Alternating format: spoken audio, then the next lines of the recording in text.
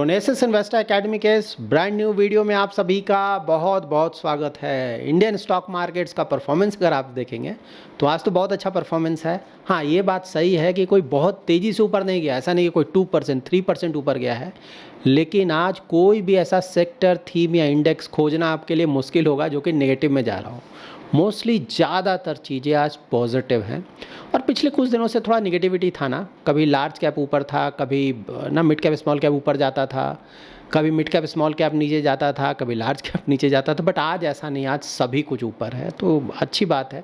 Of course इसका reason भी है क्यों ऐसा है, इसके बारे में आगे हम डिस्कस करेंगे। इस वीडियो में आप लोग का एक इंपॉर्टेंट क्वेरी भी आंसर करूँगा। कल मैंने जेन स्ट्रीट के बारे में बताया था ना, क्या हुआ था, क्यों बैन लगा, तो देखिए उससे रिलेटेड आप लोग के बहुत सारे क्वेरीज आए थे ना कि क्या स्मॉल इन्वेस्टर्स के लिए मार्केट नहीं है, सिर्फ बड़े बड़े प्लेयर्स के लिए है, वही लोग प्रॉफिट कमाते हैं, छोटे इन्वेस्टर्स को इन्वेस्टमेंट नहीं करना चाहिए। इस तरह के क्वेरीज हैं, इसको भी आंसर करने की कोशिश करूंगा। इन्फॉर्मेटिव वीडियो एज ऑलवेज पूरा देखें, अच्छी तरह से समझे, पसंद आए तो लाइक और शेयर करें। पहली बार हमारे यूट्यूब चैनल पर आ रहे हैं तो चैनल को जरूर सब्सक्राइब करें। नाउ जान लेते हैं कि इंडियन मार्केट्स में इतना पॉजिटिविटी क्यों है, क्यों इतना ज़्यादा ऊपर जा रहा है ऑलमोस्ट सभी कुछ।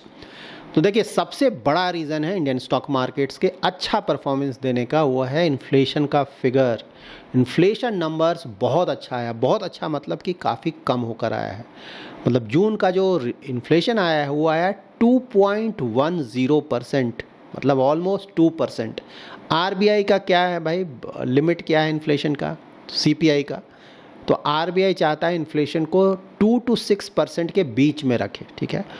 और मोस्टली 4% के आसपास अगर इंडिया में इन्फ्लेशन हो तो उसे अच्छा माना जाएगा, आइडियल, ठीक है। लेकिन हाँ 2 से 6% के बीच है वो भी चलेगा। तो यहाँ पे लोअर बैंड के पास आ गया इन्फ्लेशन, ठीक है, 2% के आसपास। इससे नीचे जाएगा तो आरबीआई फिर इन्फ्लेशन इनफैक्ट बढ़ाने की बात करेगा, ठीक है, क्योंकि 2% से नीचे नहीं चाहता है इन्फ्लेशन आरबीआई। क्यों नहीं चाहता है, ऑफकोर्स इसके बारे में मैं आपको बताऊँगा। तो देखिए कुछ इंपॉर्टेंट डेटा पॉइंट्स दे देता हूँ। तो सबसे पहले तो ये कि 2019 के बाद से पहली बार इतना कम इन्फ्लेशन आया है, ठीक है, तो ये बहुत बड़ा पॉजिटिव है। इसके कारण ऑफ कोर्स आप एक्सपेक्ट करें कि इमीडिएटली नहीं, लेकिन आने वाले महीनों में एक और रेट कट, जो कि मैं बोलता हूँ ना कि एक और रेट कट हमें मानकर चलना चाहिए, आरबीआई के पास कंफर्ट है तो हो सकता है, ठीक है, बट हाँ इमीडिएटली शायद नहीं होगा, लेकिन आने वाले महीनों में उम्मीद रखना चाहिए कि एक रेट कट मिलेगा, जो कि अगेन इकोनॉमी के लिए बहुत अच्छा है। कुछ महीनों में उसका भी असर आएगा इंडियन इकोनॉमी पे और काफ़ी पॉजिटिव असर आएगा। अब देखिए कुछ इंपॉर्टेंट डेटा पॉइंट्स मैं दिखाता हूँ जो कि काफ़ी इंटरेस्टिंग है। तो देखिए ये है सीपीआई फिगर। तो अभी जो फिगर यहाँ कंबाइंड है, जो कि फाइनल है, रूरल, अर्बन और फाइनल कंबाइंड, ठीक है। तो देखिए रूरल ये मई 2025 और जून 2025 का फिगर है, मतलब कि पिछले महीना क्या था, इस महीना क्या था। तो देखिए मई के मुकाबले रूरल इन्फ्लेशन देखिए कितना कम हुआ है ना, 2.59% से 1.72% हो गया, बहुत कमी आया। अर्बन भी देखें तो यहाँ भी कमी है अच्छा खासा ना, 3.12% से 2.56%। और कंबाइंड इन्फ्लेशन ओवरऑल सीपीआई देखें तो 2.82%, पहले ही बहुत कम था, उससे तो बहुत ज़्यादा कम हो गया, 2.10%, ठीक है। तो देखिए ये जो कम हो रहा है इसके बारे में कि भाई क्यों कम हो रहा है, तो देखिए एक बहुत बड़ा रीज़न यहाँ पे आप देख सकते हैं, ठीक है ना।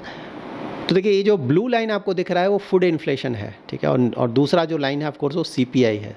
तो देखिए सीपीआई ऑफकोर्स यहाँ फाइनल फिगर देखें 2.1% ना, जून 25 का देख रहे हैं 2.1%। फूड इन्फ्लेशन देखिए कितना चला गया है, -1% फूड इन्फ्लेशन चल गया है यहाँ पे। देखिए इसलिए मैं आपको दिखा रहा हूँ ना, ताकि आप कोरिलेशन समझ सकें कि जो सीपीआई फिगर है फूड इन्फ्लेशन पे कितना ज़्यादा डिपेंड करता है। देख रहे हैं ना, ऑलमोस्ट साथ साथ मूव कर रहा है, ठीक है। जब ये फूड इन्फ्लेशन ऊपर होगा तो बहुत सारे केसेस में, ज़्यादातर केसेस में इनफैक्ट आप देखेंगे कि सीपीआई भी ऊपर होगा। जब फूड इन्फ्लेशन नीचे आएगा तो सीपीआई भी साथ साथ नीचे आता है, बहुत ज़्यादा डिपेंडेंट है। तो इसीलिए तो बहुत बड़ा रीज़न है कि भाई जो फूड इन्फ्लेशन है वो कमा है, ठीक है। इसके बाद ये भी देखिए बहुत इंपॉर्टेंट फिगर है ना कि वो कौन कौन से स्टेट्स हैं जहाँ की अभी भी इन्फ्लेशन रिलेटिवली ज़्यादा है। मतलब ये तो एवरेज बोलते हैं ना, 2.1% पूरे इंडिया का सभी जगह मिलाकर एवरेज। लेकिन देखिए जैसे केरला हो गया, यहाँ पे अभी भी इन्फ्लेशन ज़्यादा है, 6.7% के आसपास है। पंजाब में 4.67%, जेएनके में अबाउट 4.4%, उत्तराखंड।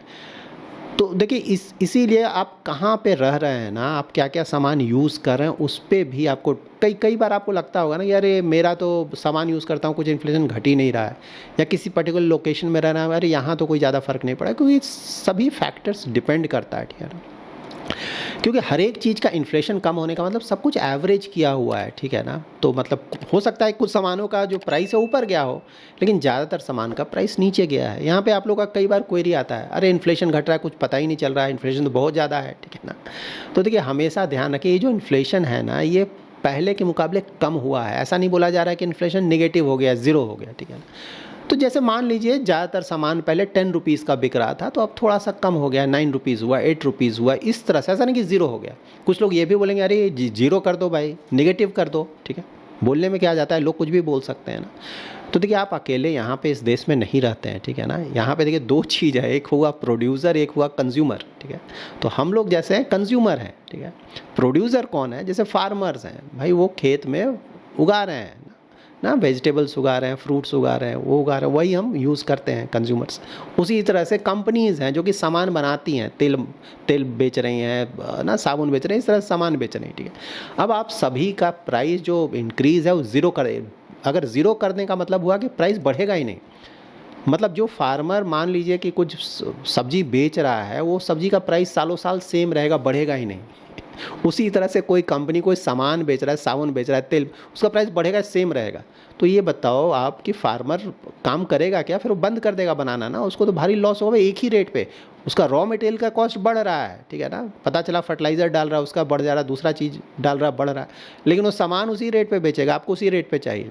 उसी तरह से कोई कंपनी कुछ बनाकर बेच रहा है, ठीक है ना, तो आप कहेंगे नहीं, तो कंपनी बंद हो जाएगा ना, आपको सामान मिलेगा, सब कुछ बंद हो जाएगा, ठीक है। तो ये सब बेसिक चीज़ें ध्यान में, सिर्फ अपना नहीं देखना है, बहुत चीज़ें हैं, ठीक है। अगर आप सोच रहे हो कि सब कुछ ज़ीरो कर दो, आप ही को दिक्कत होगा फाइनली, फिर आपको मिलेगा ही नहीं वो सामान, ठीक है। तो इसीलिए सभी जगह देखिए, कहीं भी इन्फ्लेशन का जीरो का टारगेट नहीं होता। जब भी मैं बताता हूँ इन्फ्लेशन, डेवलप्ड कंट्रीज़ का टारगेट है 2%, तो भाई 2% के आसपास रखना है, वो भी जीरो नहीं लाना चाहते हैं।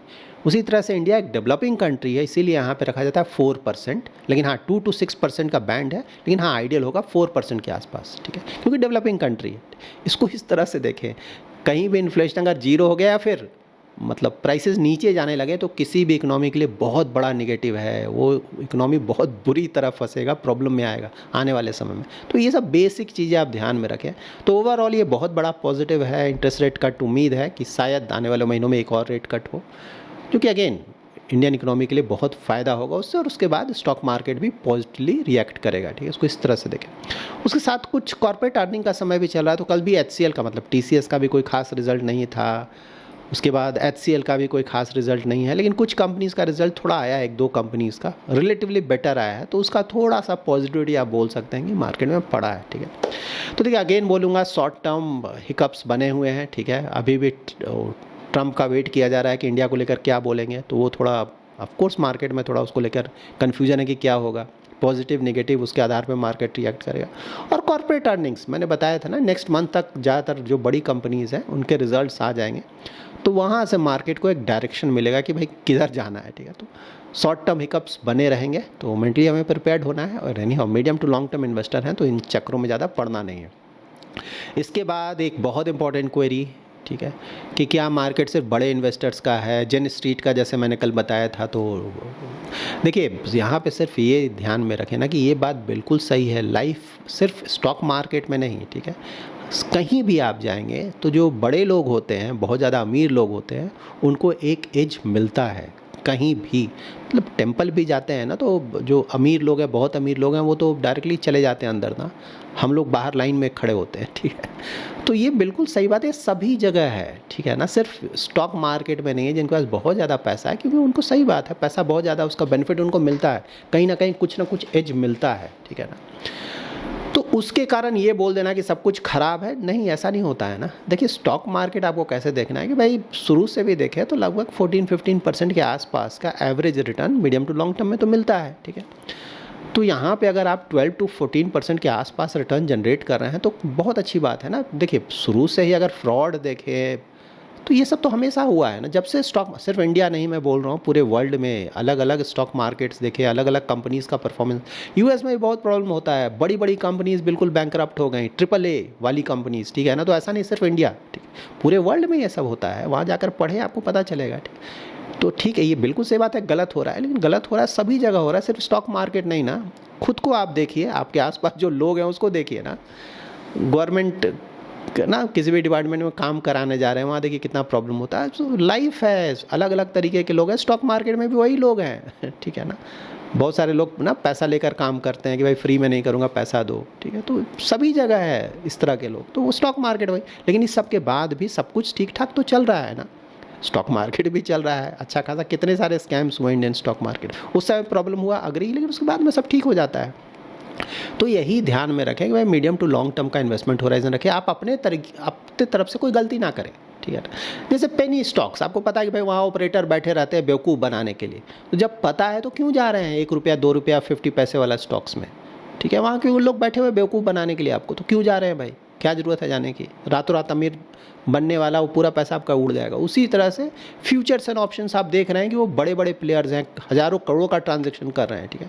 उनके पास सोफिस्टिकेटेड बहुत सारा टर्मिनल है, बड़ा बड़ा कंप्यूटर है, मतलब आप जब तक सोचेंगे ट्रांजैक्शन करने का उनका हो चुका होगा, क्योंकि वो मैनुअल है ही नहीं, ठीक है। तो फिर इन चक्रों में क्यों पड़ना, ठीक है। आप सिंपल म्यूचुअल फंड्स में जाएं, अच्छा खासा रिटर्न मिल रहा है, आपको अपना देखना है, लिमिटेशंस देखना, उसके आधार पर डिसाइड करना है। उसी तरह से स्टॉक्स में भी अच्छे अच्छे क्वालिटी के जो बड़े स्टॉक्स हैं जहाँ लिक्विडिटी है वहाँ जाएं, वहाँ पे अच्छा खासा रिटर्न आ रहा है, ऐसा तो नहीं है रिटर्न नहीं आ रहा है, ठीक है। तो ये सब बेसिक चीज़ों का ध्यान रखें। निगेटिविटी से कोई किसी को कोई लॉस नहीं हो, सिर्फ आपको लॉस होगा। निगेटिविटी फैलाने से कोई फ़ायदा नहीं है, ठीक है। जो भी हो रहा है उसमें एडजस्ट करें और उसी से जो भी जितना ज़्यादा फ़ायदा उठा सके फ़ायदा उठाए। स्टॉक मार्केट तो लॉन्ग टर्म से हमने देखा ना कि अच्छा खासा रिटर्न आता है। बस यहाँ पे यही है कि भाई भागना नहीं है, जो भाग जाएगा उसको दिक्कत होगा, जो टिका रहेगा क्वालिटी अच्छा रखेगा, ठीक है, अच्छे वैल्यूएशंस पे लेगा, उसको तो रिटर्न बनता है ना। इसको इस तरह से देखें। So that's it in this video. अगर आपको ये वीडियो पसंद आया है तो जरूर लाइक एंड शेयर करें। पहली बार हमारे यूट्यूब चैनल पे आ रहे हैं तो चैनल को जरूर सब्सक्राइब करें। Thanks lot for watching.